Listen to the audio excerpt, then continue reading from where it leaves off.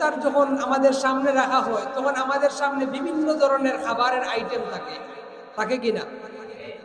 তো আমরা কি করি তখন আমাদের পছন্দিত যেটা, বা অনেক সময় আমরা ওই সারাদিন রোজা রাখার কারণে আমাদের ভিতরে একটা তৃষ্ণা কাজ করে, তো এই জন্য আমরা বিভিন্ন ধরনের পানি এগুলো খাই।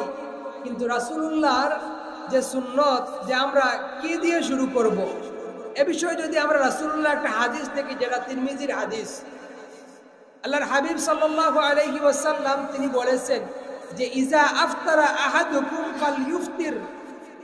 ফালইফতির আলা তামরিন, অর্থাৎ আল্লাহর হাবিব সাল্লাল্লাহু আলাইহি ওয়াসাল্লাম তিনি বলেছেন যখন তোমাদের মধ্যে কেউ ইফতার শুরু করবে, ইফতার স্টার্ট করবে, তখন সে যেন খেজুর দ্বারা ইফতার শুরু করে।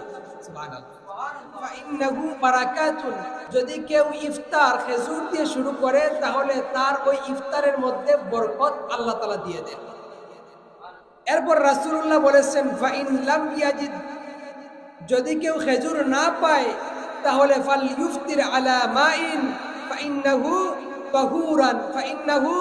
তাহুরুন, অর্থাৎ রাসূলুল্লাহ বলেছেন যদি তোমাদের কেউ খেজুর সামনে না পায়, খেজুর সামনে না থাকে, তাহলে সে যেন পানি দ্বারা তার ইফতার শুরু করে, কেননা ফাইন্নাহু তাহুরুন, এই পানি হচ্ছে পবিত্র একটা জিনিস। সুতরাং এখান থেকে দেখা গেল যে রাসূলুল্লাহর একটা সুন্নত হচ্ছে আমরা যখন ইফতার শুরু করব তখন আমরা ইফতার শুরু করব কি দিয়ে? খেজুর দিয়ে। যদি আমরা খেজুর না পাই তাহলে কি দিয়ে শুরু করব? পানি দিয়ে। এরপর আমাদের যেটা প্রয়োজন, যেটা আমাদের পছন্দিত, আমরা সেটা খাবো।